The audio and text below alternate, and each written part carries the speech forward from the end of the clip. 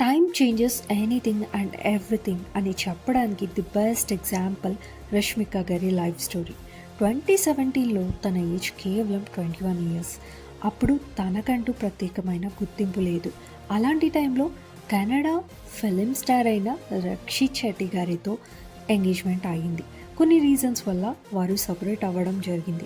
ఆ సపరేషన్కి తను చాలా రిజెక్షన్స్ని ఫేస్ చేశారు.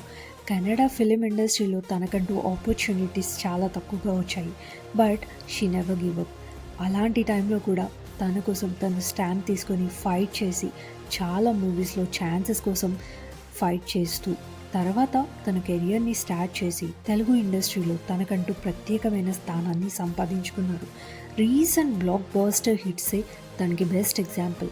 పుష్ప నుండి మొదలు పెడితే ఇప్పటి వరకు కంటిన్యూ బ్లాక్ బస్టర్ హిట్స్తో దూసుకెళ్తున్నారు. మరి మీలో ఎంతమంది తిన ఫ్యాన్స్ కామెంట్ చేయండి.